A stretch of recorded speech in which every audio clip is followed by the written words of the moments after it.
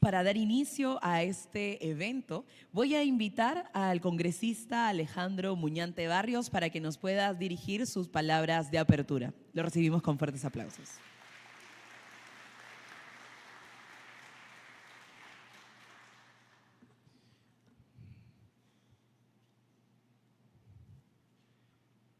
Muy bien, congresista Milagros Jáuregui de Aguayo, señores Andrés Martínez Fernández y Mike González, miembro de The Heritage Foundation, Diego Acuña y Miklos Lukács, miembros de ILAD y grandes amigos también de la causa Pro Vida y Pro Familia.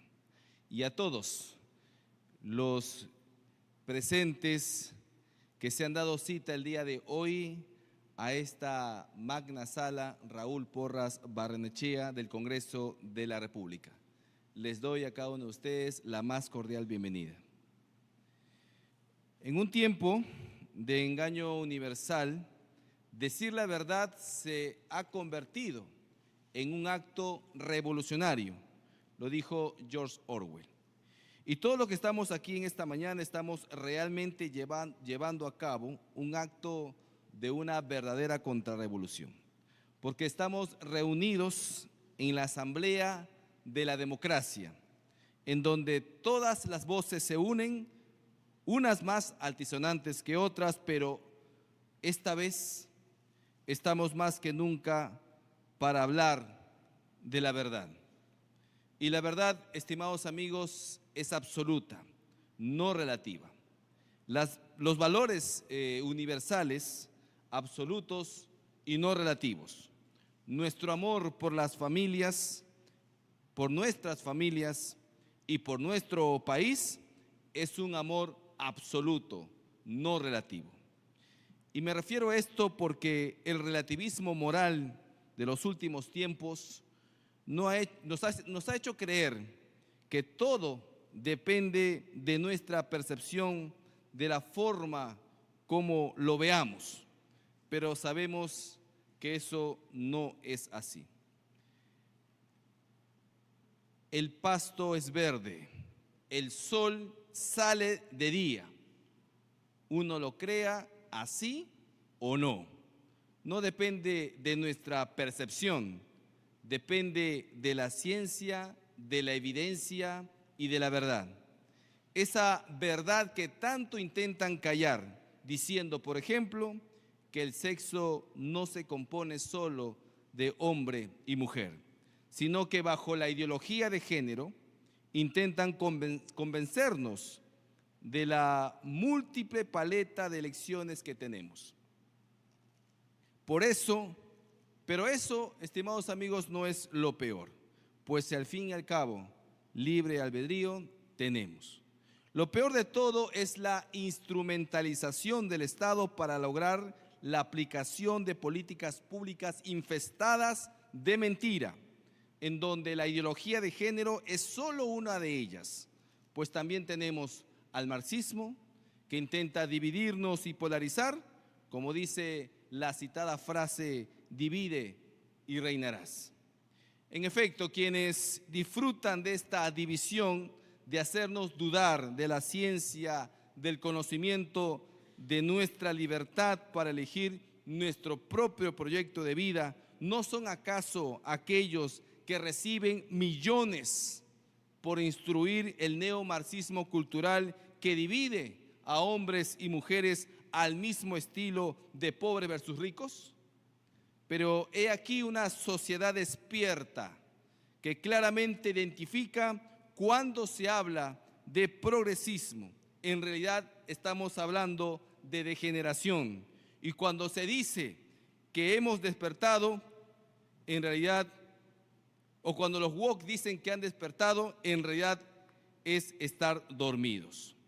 Pero aquí, en esta sala, no hay ningún dormido. Todos estamos alertas y atentos a detener el avance de toda ideología nefasta que contravenga nuestras libertades, nuestro derecho a la vida, a la familia, la patria potestad de los padres sobre sus hijos, la libertad religiosa, la libertad económica y nuestros valores morales sobre los cuales se sustentan nuestras decisiones con la guía del Todopoderoso. Y en esta defensa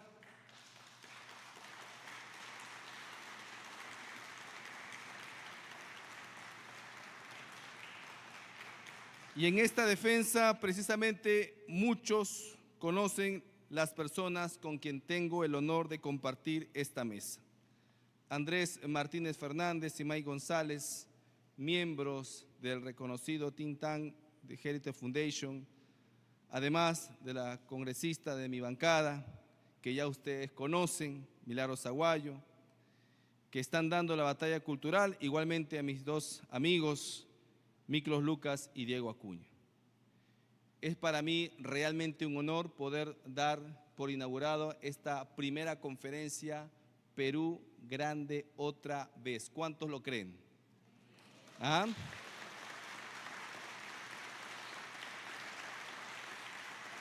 Queremos que el Perú sea grande de nuevo y para eso tenemos que hablar. No podemos quedarnos callados. Cuando uno de nosotros intenta hablar y romper el establishment progresista, no dude que se van a venir contra todo y con todo. Pero los que estamos dispuestos a pagar el precio sabemos que lo hacemos por algo mucho más grande, más que nuestra propia reputación, es salvaguardar el futuro de nuestros hijos. Así, desde aquí, desde el Congreso de la República, damos por inaugurado este magno evento, porque como bien lo dijo nuestro Señor Jesucristo, conoceréis la verdad y la verdad os hará libres. Muchísimas gracias, que Dios les bendiga.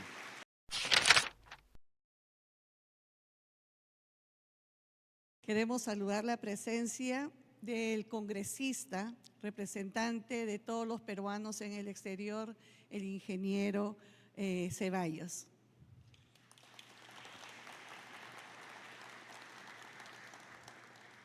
Buenos días a todos ustedes. Deseo saludar la presencia de quienes nos acompañan en la mesa de honor, como el congresista Alejandro Muñante, que es el anfitrión de este foro, un hombre que Dios ha levantado, a pesar de su juventud, lo ha llenado de sabiduría, de estrategias para seguir haciendo frente a esta batalla cultural dentro de la política peruana. Al doctor Andrés Martínez Fernández, que es analista, es senior de las políticas para América Latina del Centro Allison para Seguridad Nacional. Al doctor May González, que es becario senior de Ángeles y Arredondo de Pluribus Humus del Instituto Karim Sheibi Coulon David para la Seguridad Nacional, Política Exterior. A Diego Acuña, que es un baluarte de la defensa de la verdad de nuestra nación, que es el presidente del Instituto Libertad y Acción para el Desarrollo, ILAT.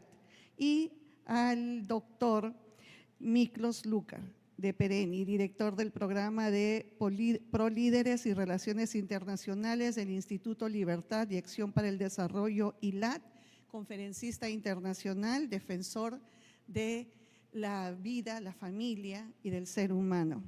A todos ustedes mi especial saludo. Hoy nos reunimos para analizar un fenómeno político que ha sacudido al mundo en la última década, que es la irrupción del presidente Donald Trump en la escena internacional y su impacto en el sistema globalista que dominó el orden mundial en las últimas décadas. Desde la caída del muro de Berlín y la conciliación de la globalización económica, el mundo pareció avanzar hacia un modelo de interconectividad absoluta, donde las fronteras nacionales eran vistas como un obstáculo para el crecimiento económico y la corporación internacional. Sin embargo, la elección del presidente Donald Trump en el 2016 marcó un quiebre en esta narrativa. Su mensaje de America First representó una resistencia frontal al globalismo, proponiendo el nacionalismo económico, la desregulación y el replanteamiento de acuerdos comerciales y alianzas internacionales. El presidente Donald Trump desafió los principios fundamentales de la globalización, el libre comercio sin restricciones y la diplomacia multilateral y la libre circulación de capitales y personas. Durante su mandato tuvimos la retirada de Estados Unidos de acuerdos como el TPP y las instituciones como la OMS. Estos movimientos enviaron un mensaje claro: el globalismo como tal se había concebido estaba en crisis. Pero ¿qué significa esta agonía del globalismo para el Perú? Nuestro país ha sido un actor activo de los tratados de libre comercio y de la integración regional e internacional. Sin embargo, la pandemia y la inestabilidad en las grandes potencias nos han demostrado que la autosuficiencia y la protección de los intereses nacionales deben ser prioritarias. El mundo ya no es el mismo, definitivamente. La confrontación entre grandes bloques económicos y la reconfiguración de los liderazgos globales nos obliga a replantear nuestro rol en este escenario cambiante. El proteccionismo y la reindustrialización y fortalecimiento de los mercados internos son tendencias que no podemos ignorar. Si bien el libre comercio ha traído beneficios, también ha evidenciado nuestras vulnerabilidades, especialmente en sectores estratégicos como la producción de alimentos y energía y tecnología. Como representantes del pueblo peruano debemos aprender de estos cambios y adoptar una política exterior pragmática y que dependa exclusivamente de los vaivenes de las grandes potencias, sino que busque fortalecer nuestra soberanía económica y nuestra capacidad de decisión independiente. Debemos cuestionarnos si el globalismo, tal como lo conocíamos, sigue siendo viable y cómo podemos aprovechar esta reconfiguración del orden mundial en beneficios de nuestros ciudadanos. El globalismo como ideología dominante está en crisis.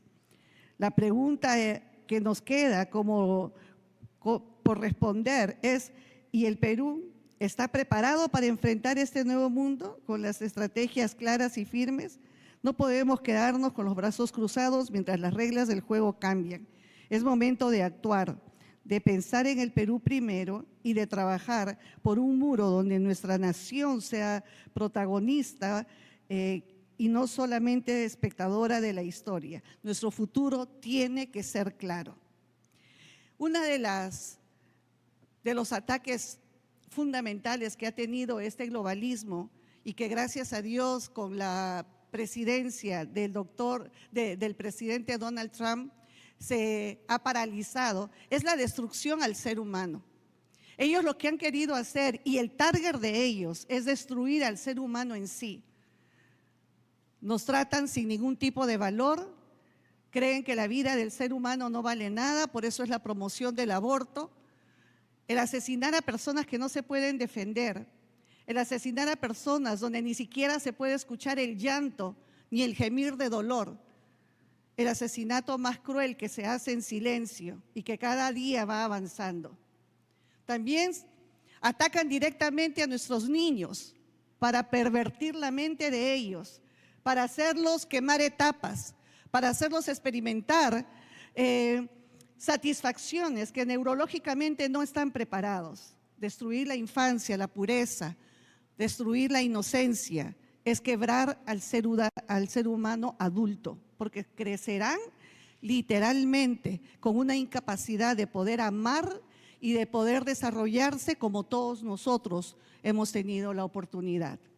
También van directamente con el adolescente, para llenarlos de químicos y ayudarlos a que ellos puedan hacer un cambio de su sexo natural, pensando que ahí van a encontrar la libertad, y todos sabemos que es condenarlos a la muerte, porque ningún ser humano que se vea con el cuerpo mutilado puede vivir tranquilo y en paz. También van directamente a enfrentarnos a los adultos unos por otros, por diferentes causas, no solamente la batalla ideológica de la homosexualidad, de los transgéneros, no, también nos enfrentan como pueblos, como raza. Nos enfrentan al hombre y a la mujer y les hacen creer que la mujer tiene que pelear batallas para verse igual al hombre, cuando lo que menos tiene que verse una mujer es igual al hombre, porque somos totalmente diferentes y con funciones totalmente diferentes. No necesitamos vernos como ellos para valer. Nos enfrentan.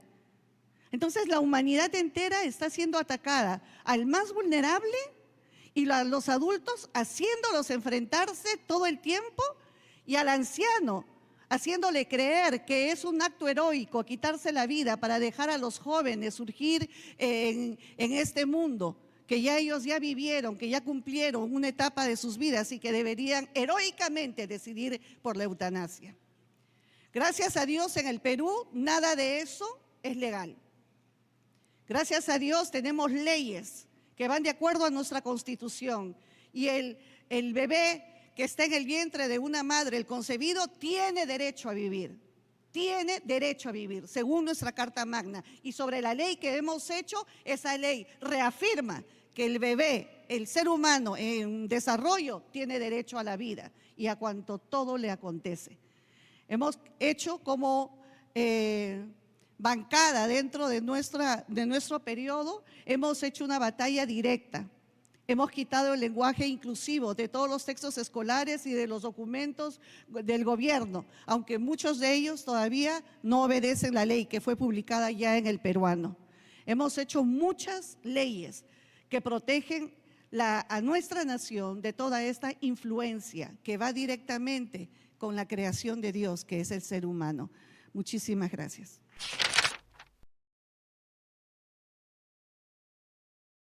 Muchas gracias al congresista Muñante Barrios, primero para… ¿Está puesto? Sí. Para haber organizado este evento, pero muchas gracias a vosotros por haber venido. Siempre siento mucha gratitud, que es mi primera vez en Lima, mi primera vez en Perú, y siempre había soñado venir porque encuentro a Perú como un país importante, un país culturalmente clave, y es un orgullo para mí estar aquí con vosotros. Quiero reconocer también a la embajadora Carla Sanz, que nos ha acompañado, que formó parte de la primera administración de Trump, y mi amigo Francis Stenning, que nos acompaña también. Muchas gracias, Francis, por haber venido. Yo les voy a hablar por 10 minutos más o menos. Lo que les voy a decir es que estáis escuchando mucho ruido que viene de Washington, y yo comprendo eso. Tengo noticias para ustedes: va a haber mucho más ruido y por mucho más largo tiempo. Es bueno…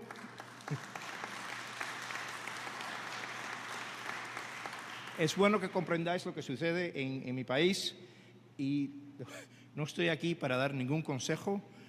Como dijo, acabo de llegar, pero en España, un país donde yo pasé parte de mi niñez y voy mucho, me pidieron por consejo la semana pasada y les digo, bueno, hagáis la fabada mandatoria una vez a la semana, eso es lo único que les puedo decir. Pero viajo mucho a Europa y encuentro, y otras partes de Iberoamérica también, y voy a explicar la situación y desde este punto de vista, y es a ustedes para decidir qué aplica aquí de lo que voy a decir. Lo que escucháis no es un ruido vacío, detrás del ruido hay una verdadera batalla en marcha. Lo que postularé aquí hoy es que estamos viviendo la primera transferencia de poder desde 1933, cuando Franklin Delano Roosevelt entró en el gobierno después de Herbert Hoover. Es un primer cambio de régimen, el primero en un siglo. Han habido cambios de administración antes, ¿no? Cambiado con los Bushes, con los Reagan vino, cuando entró Barack Obama, y la persona que habita en la Casa Blanca cambia, puede que también cambie el Congreso, pero lo que no cambia es el poder en Estados Unidos. La administración puede cambiar, incluso el Congreso, pero la burocracia permanente que nuestros medios de comunicación llaman el cuarto estado, el fourth branch of government, no estado, branch, ¿cómo se dice? Rama, la cuarta rama, que no existe en la Constitución. Es una cosa que no existe, que es inconstitucional. Ellos se quedan con el poder año tras año tras año. Y más importante, el contexto cultural nunca cambia tampoco. Donald Trump era un hombre muy diferente de Barack Obama cuando entró en 2017. Pero una vez que entra en este primer término, el país sigue en la misma espiral progresista en la que había estado desde hace 2 o 3 décadas. Los niños seguían siendo mutilados en operaciones de cambio sexual. Miles de niñas menores, algunas de 12 años, continuaron a sufrir mastectomías, y las universidades y los lugares de empleo seguían tomando decisiones de contratación y ascenso en función de la raza. Todo esto está cambiando ahora. Ahora sí estamos cambiando. El estado administrativo ha sido permanente hasta ahora, porque Trump y Elon Musk están tomando una motosierra a esa burocracia permanente.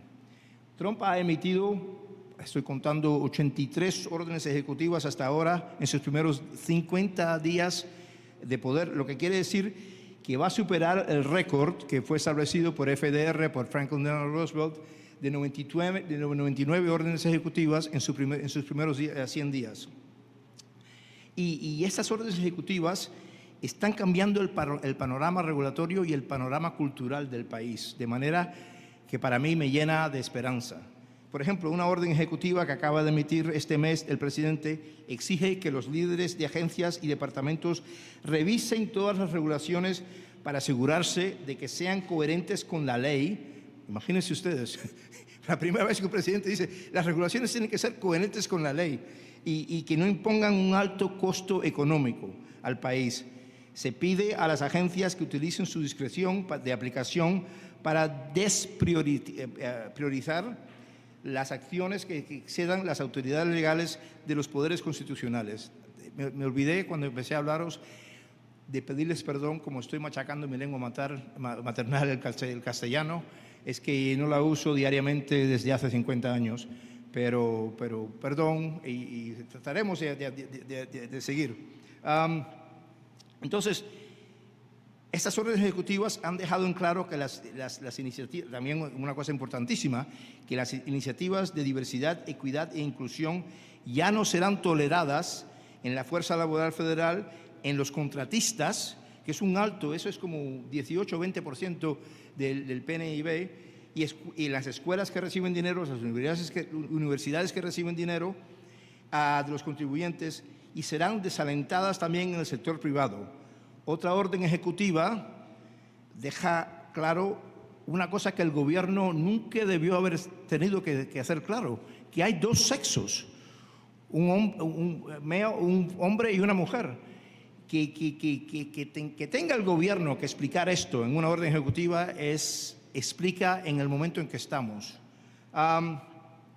Y una agencia entera de Estados Unidos, la famosa Agencia de Estados Unidos para el Desarrollo Internacional, ha sido destripada. Eso es un aplauso.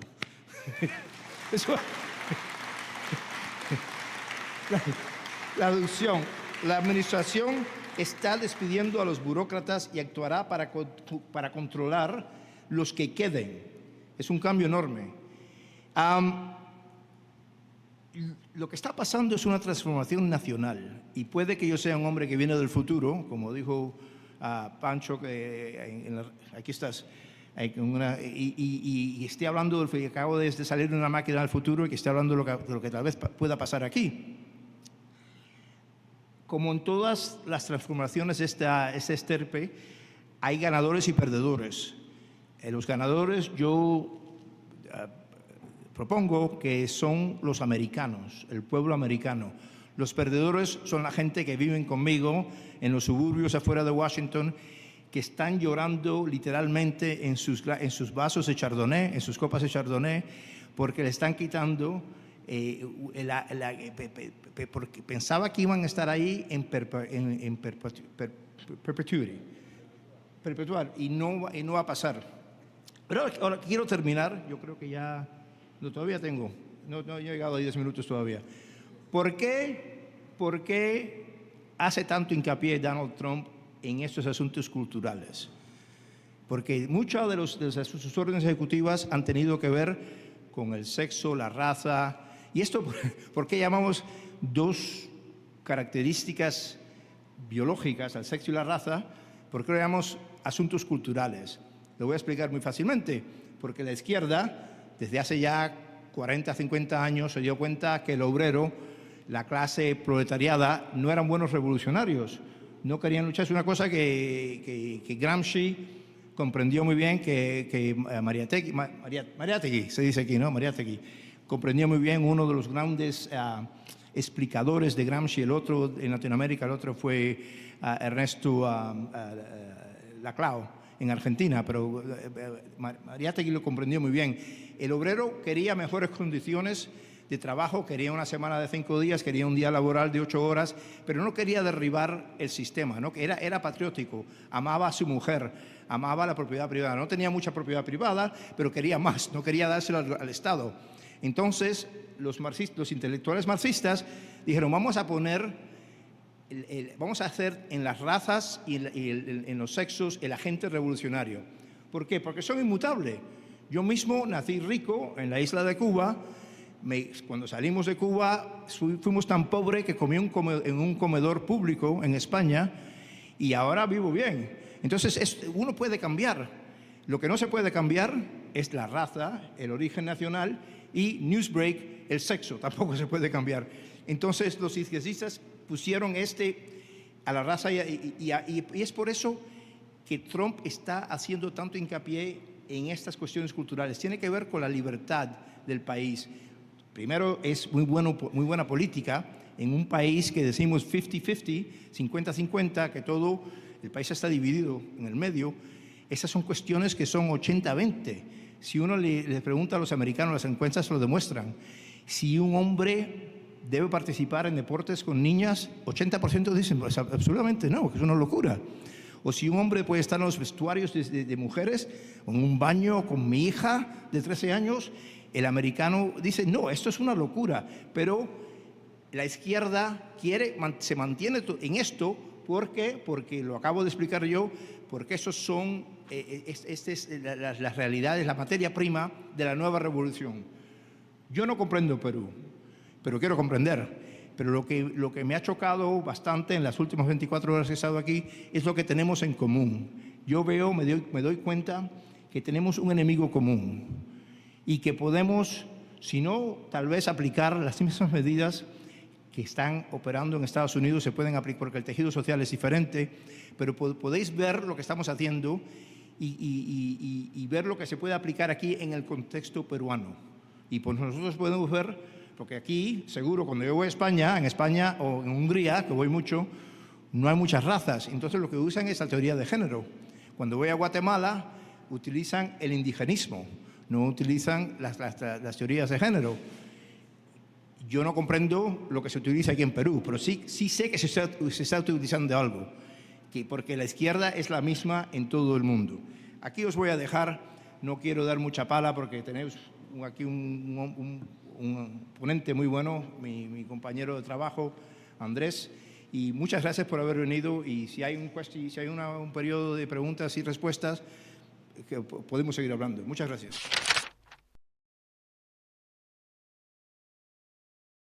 Muchas gracias, congresista Muñante, y todo el grupo de hoy para asistir.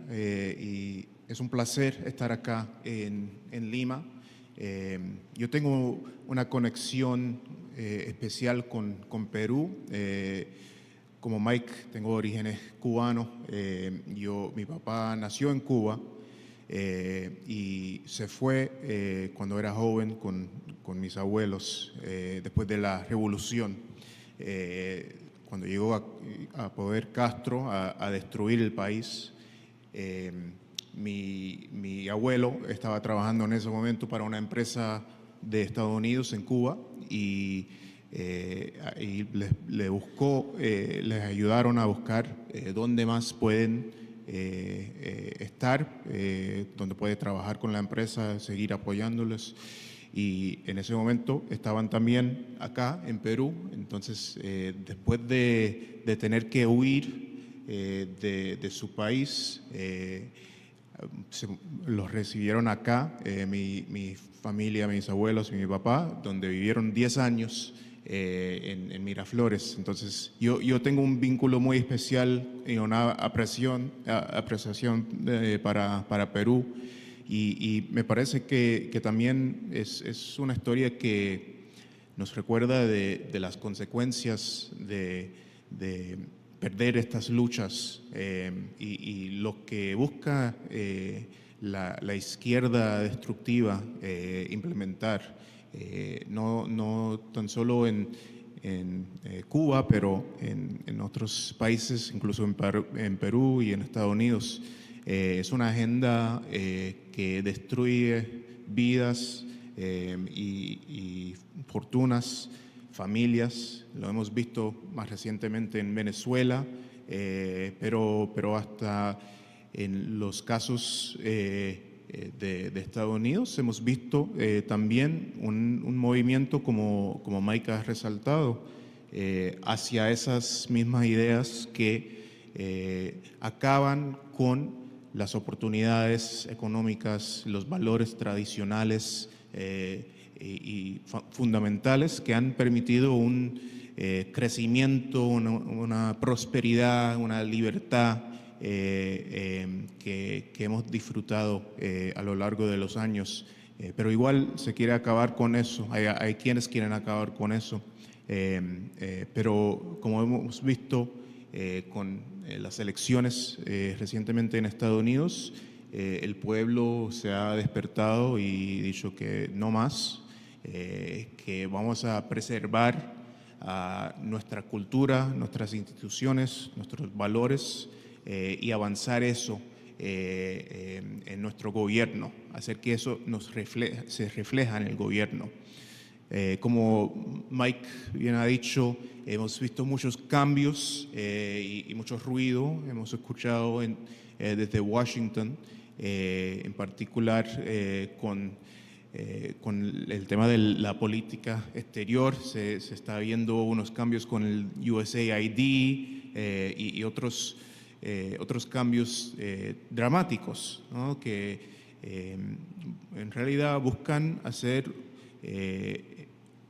donde el presidente busca hacer un cambio fundamental que está por debajo de todos estos cambios en política.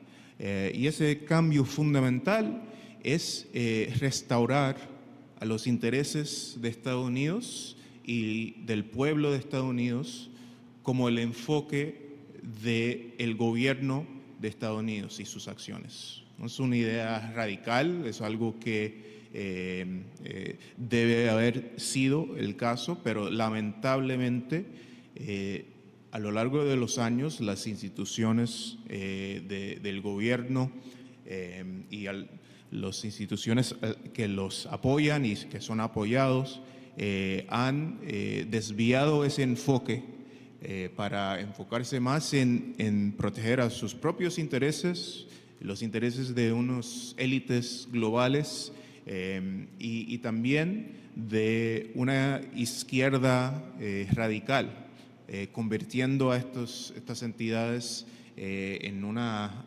arma política más que una herramienta para avanzar los intereses de Estados Unidos y el pueblo de Estados Unidos. Entonces lo que hemos visto es un cambio muy claro, un mensaje muy claro desde el presidente Trump, desde el secretario de Estado Marco Rubio, donde vamos a reenfocarnos en los intereses de Estados Unidos y avanzar esos, no en buscar enriquecer a los ONGs que resistan cambios que serían positivos para Estados Unidos, pero para buscar esos avances en nuestros intereses. Y eso es algo que cuando se ve en términos de cómo nos hemos alejado en el gobierno de Estados Unidos los intereses del pueblo de Estados Unidos. Yo creo que el ejemplo más claro para mí es qué poco atención nuestro gobierno, en particular en el ámbito de política exterior, ha prestado a nuestro propio hemisferio, donde hay un efecto, un impacto dramático y sustancial en el pueblo de Estados Unidos a través de lo positivo y lo negativo y las oportunidades, ¿no? O sea, los vínculos económicos en nuestros hemisferios son de un impacto, una magnitud importantísimo. También vemos las amenazas que vienen a través de nuestro hemisferio con el narcotráfico, la izquierda autoritaria en Venezuela y Nicaragua y Cuba, y la migración ilegal masivo y que ha sido utilizado también como arma. Todo esto afecta al pueblo de Estados Unidos y las consecuencias son dramáticas. Ya 100,000 muertos anuales en Estados Unidos por el narcotráfico, el fentanilo y todas las drogas ilícitas que por la postura de algunos países y algunos líderes ha crecido a un nivel intolerable y dramático. Pero para la izquierda institucional en Washington, y en particular durante los últimos 4 años, esto no era una prioridad.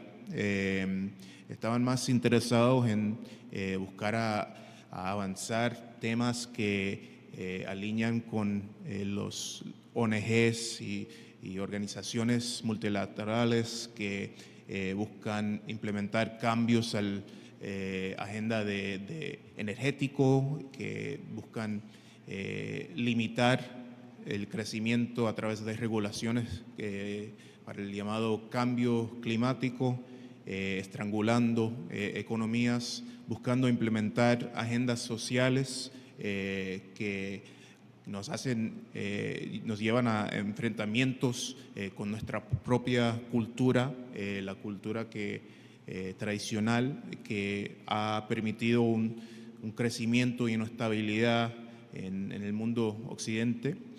Y también hemos visto un desvío regional, un enfoque regional afuera de nuestro hemisferio, donde estamos enfocados casi completamente en conflictos, guerras y otros eventos mundiales donde realmente los vínculos y los intereses de Estados Unidos son muy limitados. Entonces el presidente Trump ha mandado un mensaje muy claro múltiples veces que vamos a ver un reenfoque en nuestros intereses y eso quiere decir un reenfoque en nuestro hemisferio. Y eso se ha visto mostrado no tan solo por el equipo que ha puesto en lugar con el secretario de Estado, Marco Rubio, otros asesores importantes y en puestos importantes, incluso el subsecretario de Estado y otros que tienen una experiencia sin precedente en términos de nuestra región.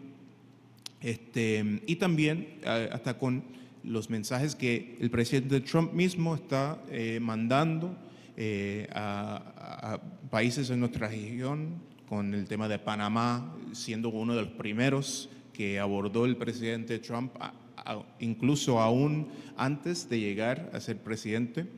Me parece muy claro que vamos a tener este enfoque regional como algo constante para los próximos 4 años. Y eso es una oportunidad sumamente importante, porque no tan solo es algo que nos va a realinear con nuestro hemisferio y los temas y riesgos y oportunidades importantes que tenemos acá, pero también es algo que va a cambiar las instituciones de Estados Unidos y nuestro gobierno para nuevamente reenfocarse en los intereses de Estados Unidos, no en lo que los intereses de los ONGs y las organizaciones multilaterales que han guiado tanto nuestra política exterior y nuestras acciones interior. Entonces, es un cambio que yo que me deja con mucha esperanza y gran parte de eso también viene de también las expectativas y las oportunidades de tener unas alianzas adentro de nuestro hemisferio con países y líderes, gobiernos que alinean mucho con Estados Unidos, dado que tenemos en muchos casos las mismas amenazas, los mismos intereses. Buscar avanzar esos vínculos me parece que va a ser un reto bastante importante, y yo sé que en Perú eso sería para Estados Unidos una prioridad en particular, dado los vínculos históricos que hemos tenido con comercio internacional y la presencia de intereses económicos. También la presencia de amenazas compartidas con la migración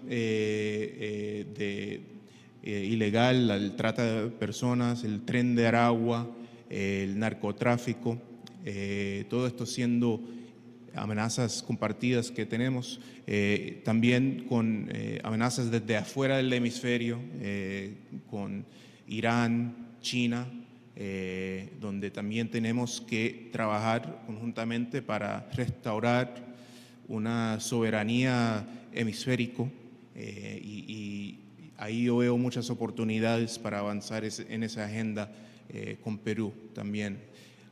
Como ha dicho Mike, vamos a escuchar mucho ruido en estos años, y en particular los medios internacionales van a intentar a pintar a la agenda del presidente Trump como algo destructivo, pero hay una razón que a pesar de todos los intentos de pintar el presidente Trump y su agenda como algo parecido a los nazis, que a pesar de todo eso, el pueblo de Estados Unidos votó de una manera sin precedente en apoyo a su agenda. Entonces, les pido que no hagan caso a los medios de izquierda que buscan a pintar al presidente Trump y su agenda como algo peligroso, y en realidad mira las oportunidades que vamos a tener en nuestra relación y en nuestro hemisferio. Con eso voy a cerrar, pero otra vez muchas gracias.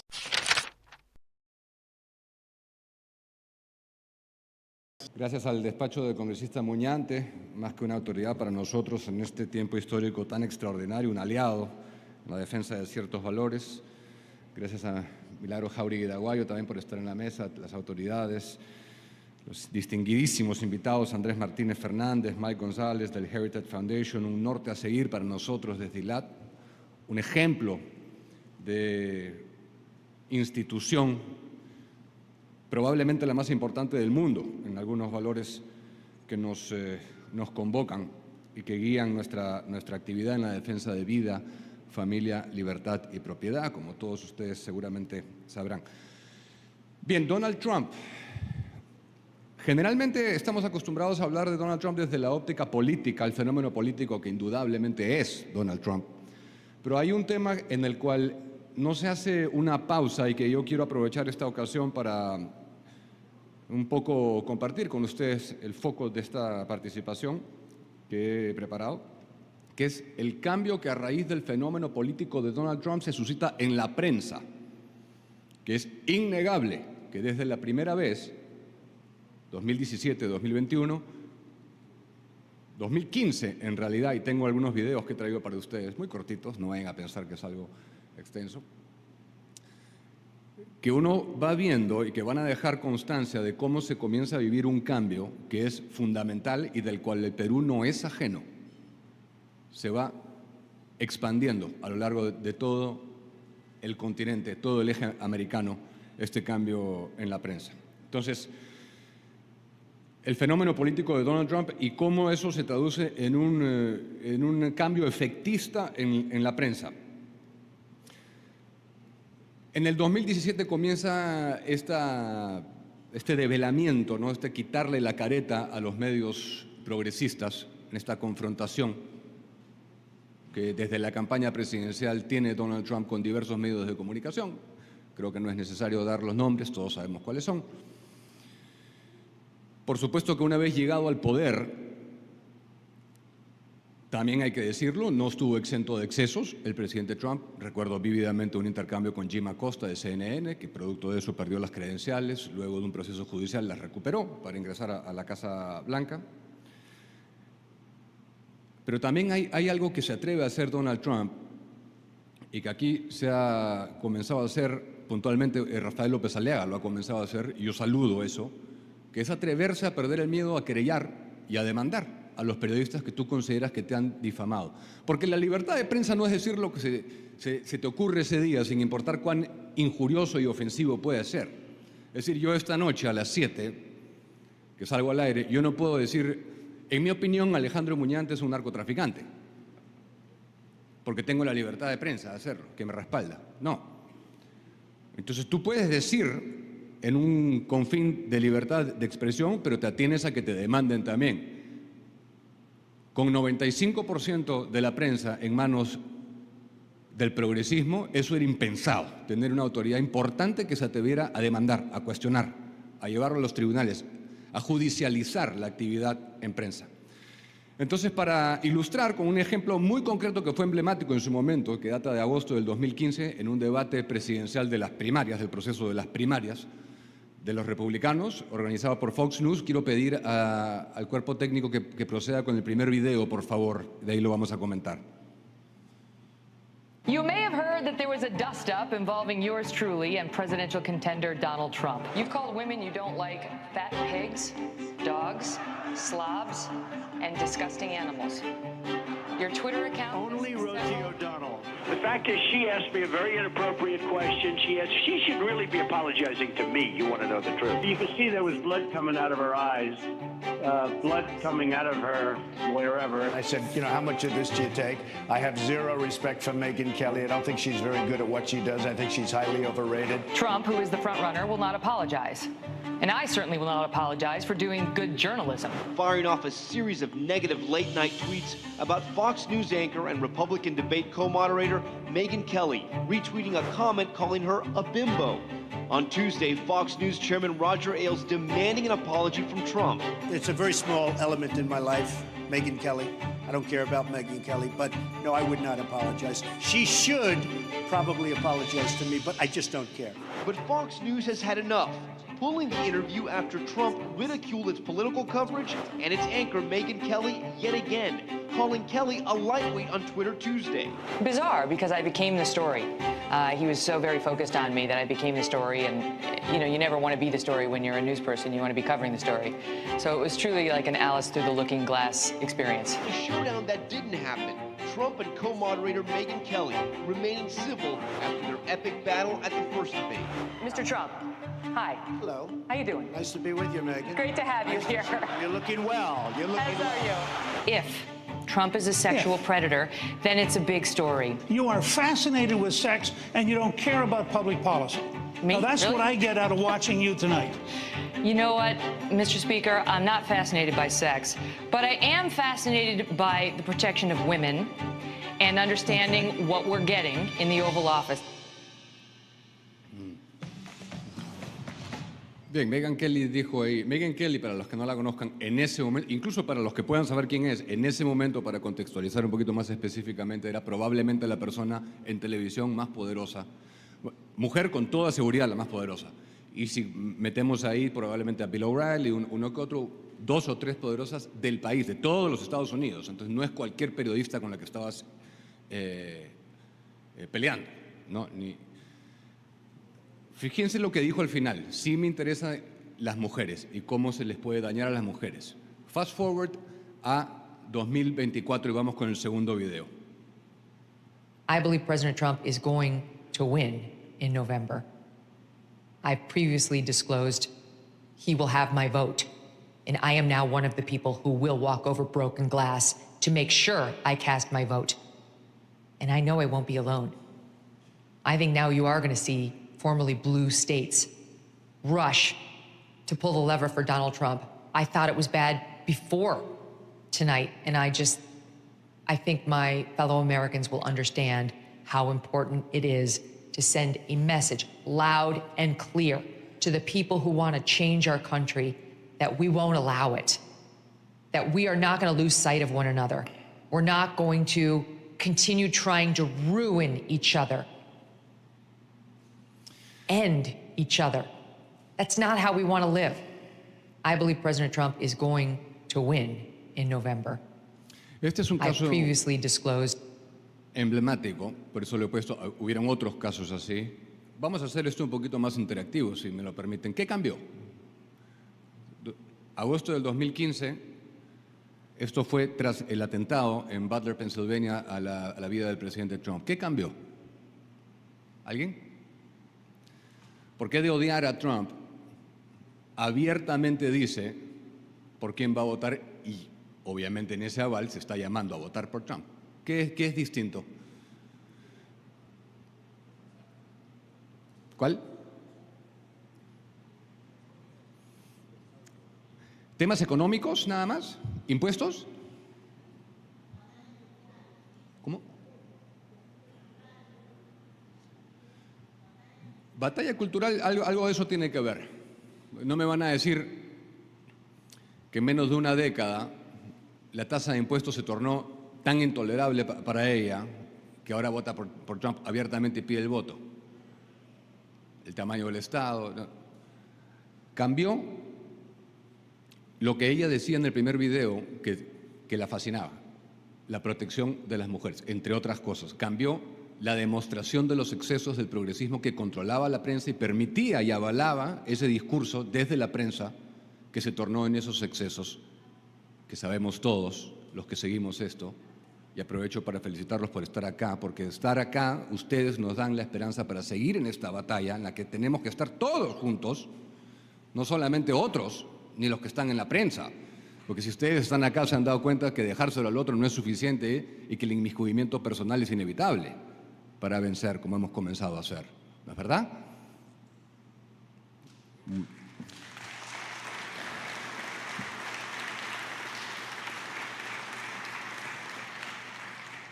Entonces hay un antes y un después. El progresismo que controlaba y controla en cierta medida gran parte de la prensa, al progresismo se le cayó la careta. Los mismos que antes decían, bueno, eso no es tan importante. Yo lo he vivido acá en el Perú. Tenía autoridades políticas de diversos niveles que me decían, tú en tu programa paras pendiente de temas que no tienen nada que ver con la realidad peruana. ¿No ha llegado acá esta basura?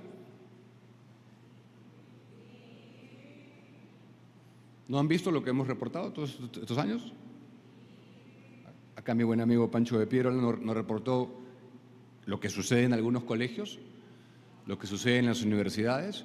No hemos visto un caso la semana pasada que va a pasar a ser emblemático, que el Poder Judicial sentencia a 3 dueños de una discoteca en Arequipa porque no le dio la gana permitir el ingreso a 3 transexuales. Y yo les pregunto, 3 hombres que se autoperciben mujeres, se habían sometido a una cirugía, quieren ingresar. ¿Qué baño van a usar esas personas cuando esté adentro? ¿A quién se está poniendo en riesgo ahí? ¿Cuántos se acuerdan de haber visto a un periodista abiertamente pedir el voto? Estamos hablando de los Estados Unidos, no estamos hablando de cualquier país. En los Estados Unidos, ¿cuántos se acuerdan de haber visto a alguien abiertamente en prensa, con ese nivel de poder, pedir el voto? Porque Trump, no obstante,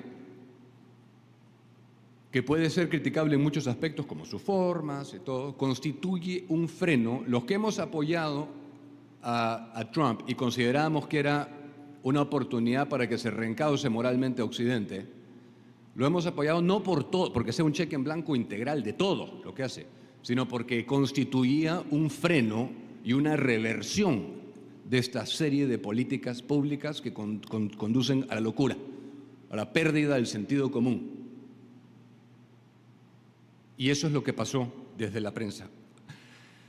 Hemos llegado a un punto, amigos, nosotros no pedimos que esto fuera así. Los que estamos dando la batalla desde este lado de la prensa, no dijimos, vámonos a encararlo de este modo. No, no nos dejaron chance, porque lo tomaron la actividad periodística y le dieron ese giro.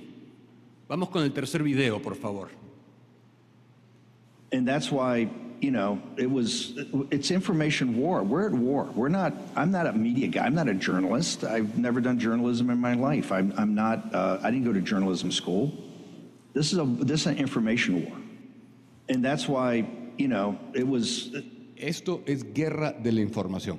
Eso es exactamente lo que hago yo, lo que hacen algunos, porque tenemos que poner sobre el tapete lo que otros no quisieran poner sobre el tapete y quisieran callar y esconderles a ustedes.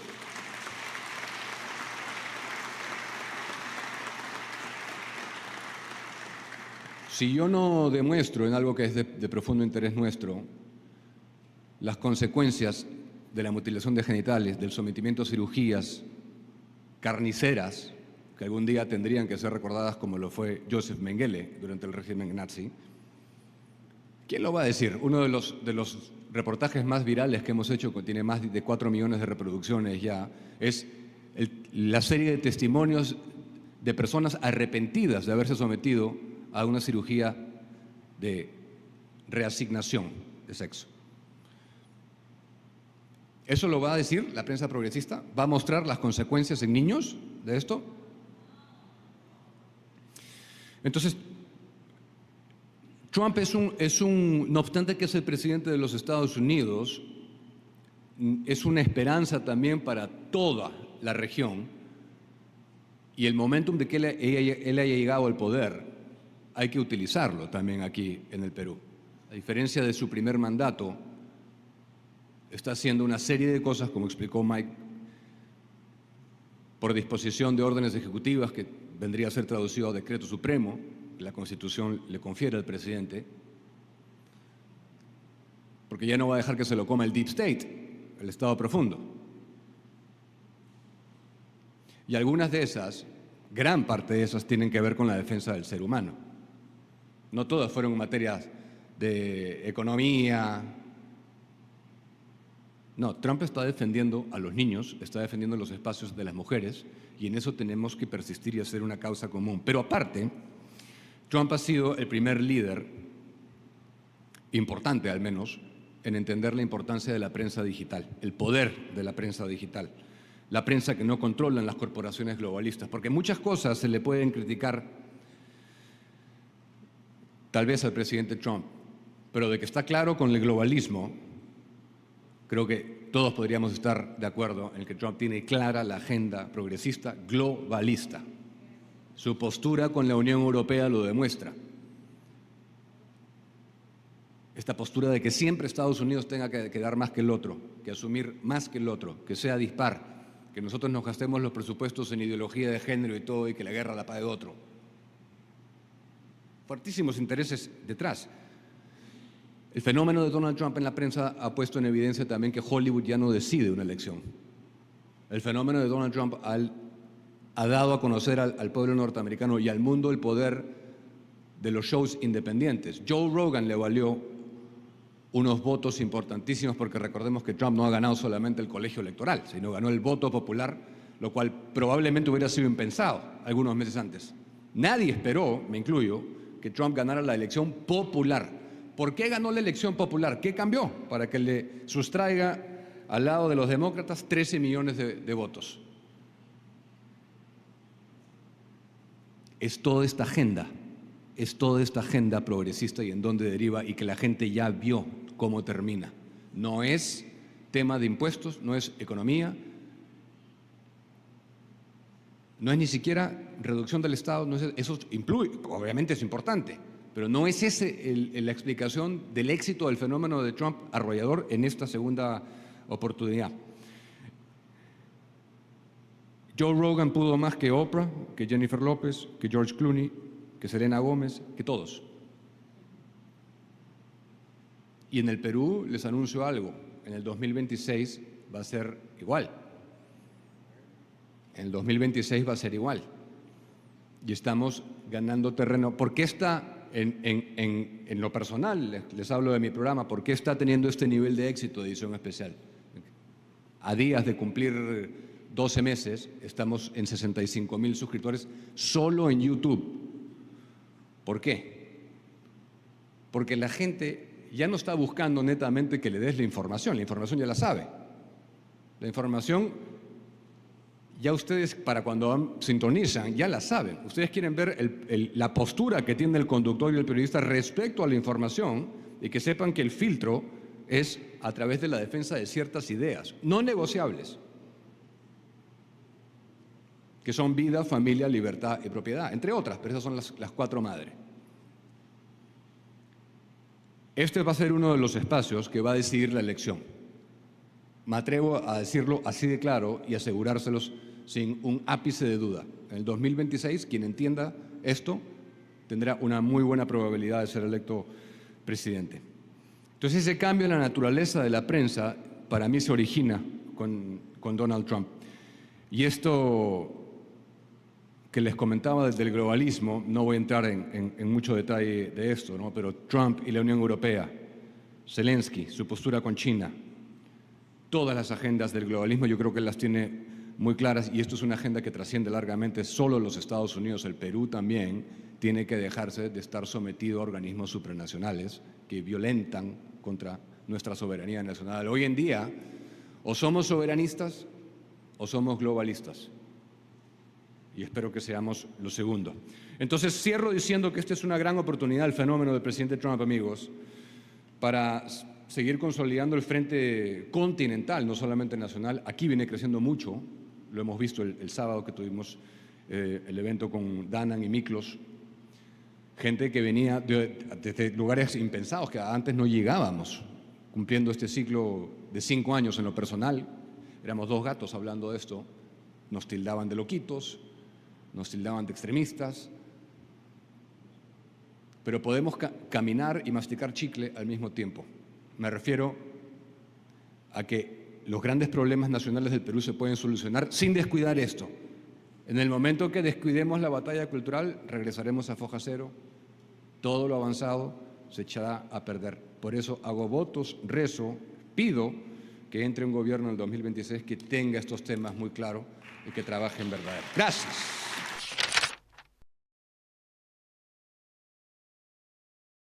Muchísimas gracias, Alejo, por la invitación. Disculpen la informalidad, pero ya me acostumbro a tratar con Alejandro muchas veces durante la semana, así que gracias a todos los presentes, a nuestros invitados de The Heritage Foundation y a todos aquí presentes. Quisiera contextualizar un poco el tema del gobierno de Trump, qué significa Trump para el Perú y en realidad también qué es lo que está pasando alrededor del mundo, es decir, cómo nos ubicamos en el contexto internacional. Como bien señaló Mike González al inicio de su intervención, lo que hemos tenido es un conjunto de órdenes ejecutivas que se han emitido. Las más importantes no solo se han remitido a lo económico o a lo migratorio, sino que fueron principalmente órdenes ejecutivas orientadas a proteger a la infancia, a la mujer y a la juventud. Órdenes ejecutivas orientadas, por ejemplo, a la prohibición de participación de transgéneros en el ejército de Estados Unidos, cosa que yo encuentro que es algo positivo.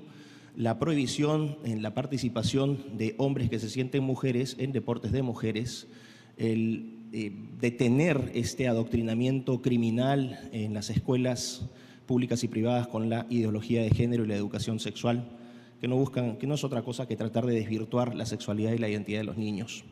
Así que fueron órdenes ejecutivas que resaltaron lo antropológico, no lo económico, no lo social, no lo cultural, sino lo antropológico. Pero en todo caso, esto obviamente fue muy bien recibido en nuestra región, porque Hispanoamérica, Lusoamérica, es una región conservadora, guste o no, a los amigos comunistas, a los amigos socialistas, liberales, libertarios. El Perú es un país conservador cristiano. Eso hay que dejarlo con absoluta claridad dicho.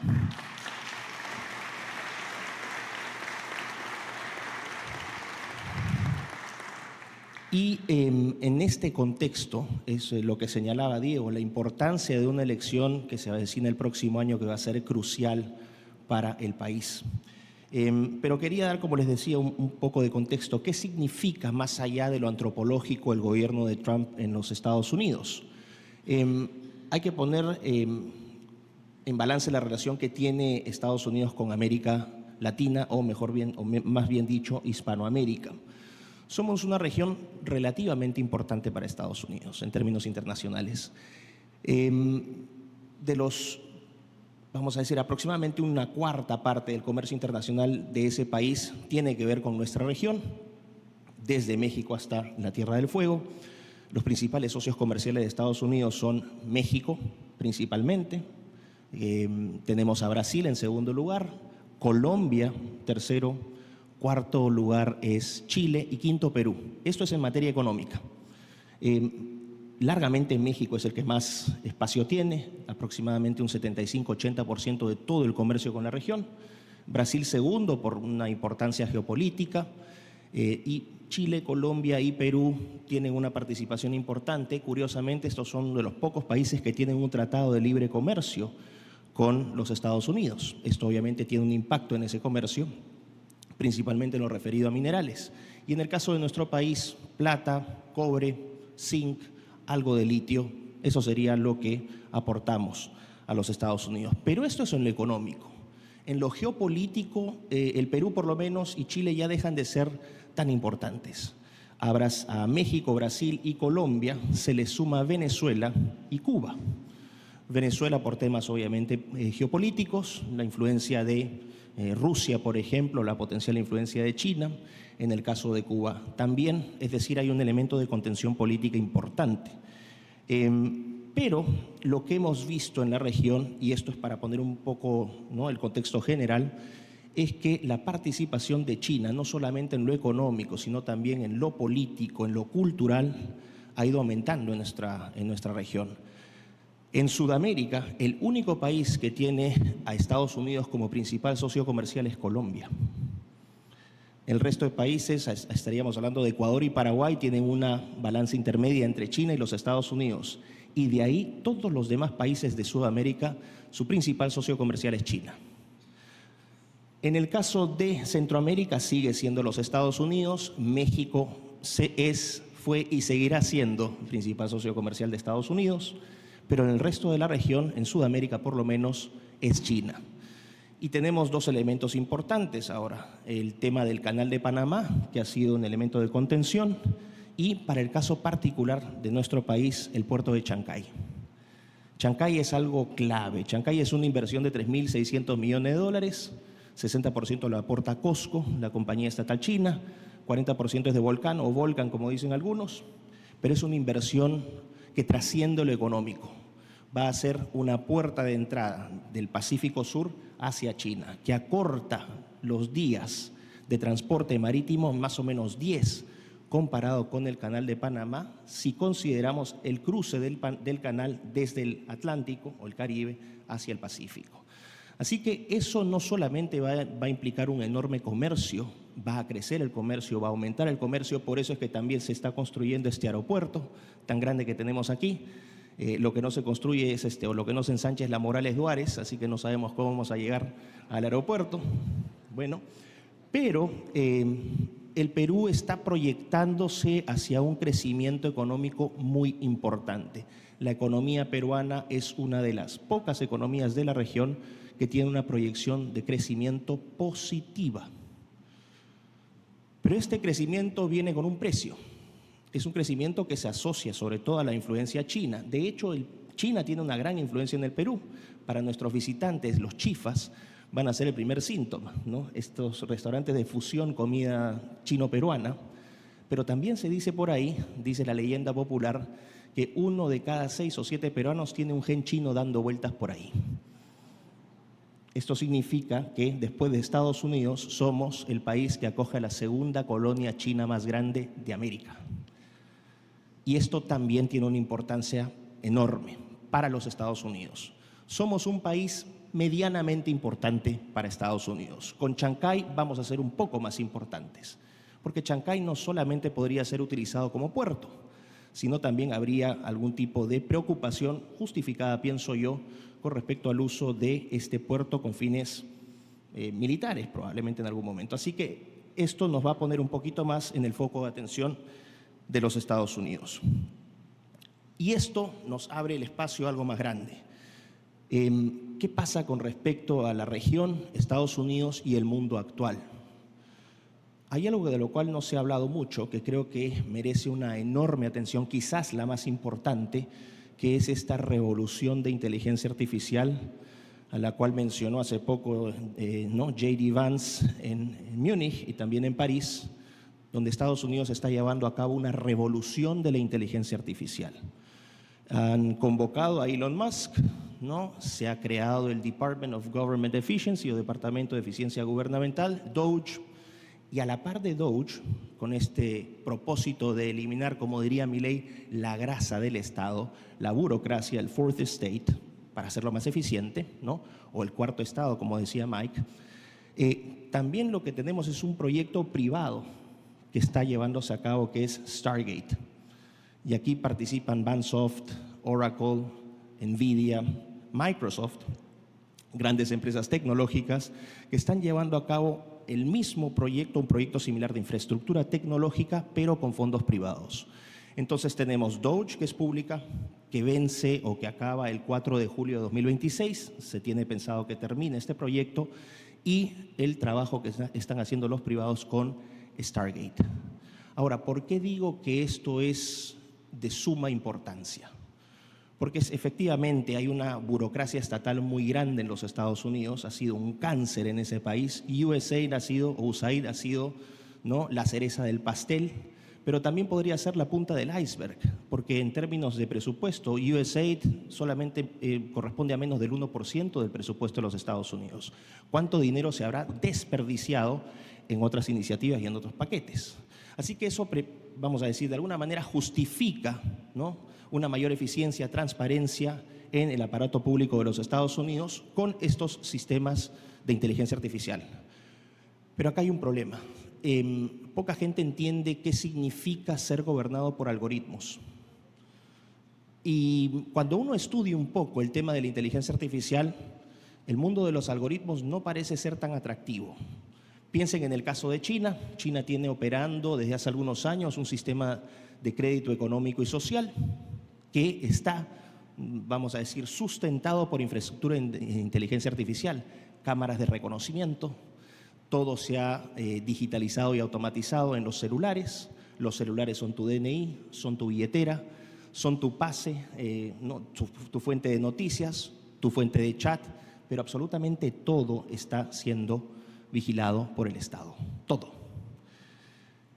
Esto plantea algunos desafíos para DOGE y Stargate, este proyecto de infraestructura tecnológica en los Estados Unidos. Aún en Occidente tenemos protecciones legales, ¿no?, que nos garantizan ciertas libertades de expresión, de movimiento, de pensamiento, que en China no existen. Pero un sistema de inteligencia artificial como el que se implementa en los Estados Unidos podría, en malas manos, ser utilizado para limitar nuestras libertades severamente. Y aquí entra entonces el factor de transparencia, ¿no?, y rendición de cuentas. Ahora, puede tener cosas positivas, ojalá que así sea este doble proyecto, pero también hay que pensar qué sucede con China. La otra gran potencia que le disputa el liderazgo tecnológico a los Estados Unidos en inteligencia artificial es China.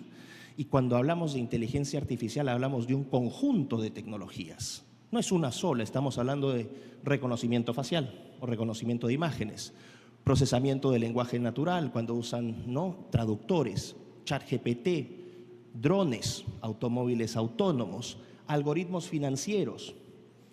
La inteligencia artificial es un conjunto de tecnologías y China tiene un gran desarrollo. Entonces aquí vemos, y esto creo que es lo que en el plano general debería importarnos también, es qué modelo algorítmico finalmente va a pesar más. El mundo está migrando hacia esa revolución de la inteligencia artificial y va a ser un lugar muy distinto en 20, 30 años. Va a ser un lugar completamente distinto en un par de generaciones. Es una revolución que no vamos a detener. Lo que hay que hacer es adaptarnos a esa revolución y, de alguna manera, pelear en cuanto a los términos de imposición de esa revolución. No es que uno esté en contra de la tecnología, sino que tenemos que ver bajo qué términos se nos aplica. Porque si es una tecnología que restringe nuestras libertades, no queremos eso. Y con esto voy a cerrar. Ahí la amenaza entonces de estos sistemas de inteligencia artificial no es solamente económico, no es solamente tecnológico, no es solamente militar, sino que volvemos nuevamente a lo antropológico. Pero ya no desde el lado biológico, como era el tema trans, el tema de género, el tema del aborto, de la eutanasia, sino que desde un lado de toma de decisiones. En un plano teórico, el gran peligro de los algoritmos sería que terminemos tercerizando toda nuestra toma de decisiones a los algoritmos. Traducción, que los algoritmos decidan todo por nosotros. Esto es un enfoque teórico. Ahorita podríamos estar exagerando, dirían algunos. Pero ya, por ejemplo, y siempre he dado este ejemplo, ¿cuántos de ustedes de aquí usan Waze o Google Maps para manejar? Todos. Bueno, ahí están cediéndole al algoritmo el poder para decidir por ustedes. El algoritmo decide a dónde los lleva y ustedes, sin darse cuenta, van tercerizando esa toma de decisiones. Los muchachitos que hacen las tareas con ChatGPT, peor aún, están tercerizando su creatividad. Y como todo en la vida que no se ejercita, ¿qué pasa si no ejercitas el cerebro? Terminas idiota. Eso es lo que sucede. Bueno, vamos a resumirlo, ¿no? Así que, ya para cerrar, creo que el contexto está dado, es decir, enfoquémonos en el caso peruano, nuestra relación con los Estados Unidos, creo que es una relación positiva, de hecho mucho mejor que la que teníamos con Biden. Creo que Trump es mejor a los intereses del Perú de lo que era Biden. Y tenemos, por ejemplo, instituciones como The Heritage Foundation que fueron instrumentales, sobre todo en la década de los 80s. Fueron muy, muy influyentes durante la época de Ronald Reagan. Y The Heritage Foundation creo que es en estos momentos, sin duda, el think tank conservador más importante del mundo. Así que los invitados que tenemos acá no son, ¿no? Y quiero cerrar con esto. En lo personal me alegro muchísimo de ver estos resultados, realmente, de ver visitantes tan ilustres, de ver a políticos como Milagros, como Alejandro dando la pelea, a la prensa representada por Diego Acuña, por nuestro querido amigo Pancho de Piero, a quien pido un aplauso también para...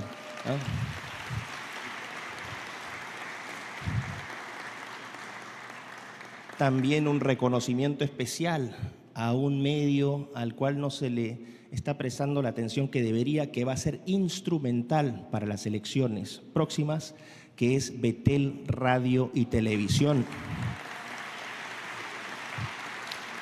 Gracias, Betel, por la batalla que dan. Y todos los amigos de provincias que nos están acompañando ahora de Cajamarca, Arequipa, he visto algunos rostros ahí. Gracias por venir. Me alegro que esto esté ocurriendo. Lo digo en un plano personal porque hace ya más de una década, cuando yo hablaba de conservadurismo, de fin de derechas e izquierdas, todo el mundo me creía loco.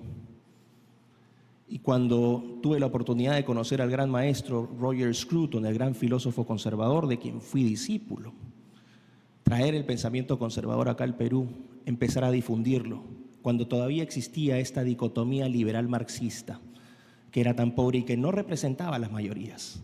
Y poco a poco el conservadurismo fue calando y ahora tenemos posiciones conservadoras abiertas entre nuestros políticos, entre nuestros medios de prensa. en incluso instituciones educativas. Aquí también quiero hacer mención a los muchachos, a unos jóvenes que tenemos aquí, del programa ProLíderes de ILAD. Es el programa de formación de jóvenes dando la pelea en, ojo, confederaciones de estudiantes en San Marcos, Federación de Estudiantes Conservadores y Cristianos en San Marcos, en la Católica. Sí, hay esperanza. Ese es el resultado de años de trabajo. Me alegro que mucha gente más haya sumado, que sigamos dando pelea y que sigamos difundiendo las ideas de la familia, de la vida, de la libertad, de la responsabilidad, ¿no? Porque sabemos que los derechos vienen acompañados de deberes. Así que esperemos este contexto favorable y el 2026 votemos responsablemente por el candidato que mejor represente estos valores. Muchísimas gracias.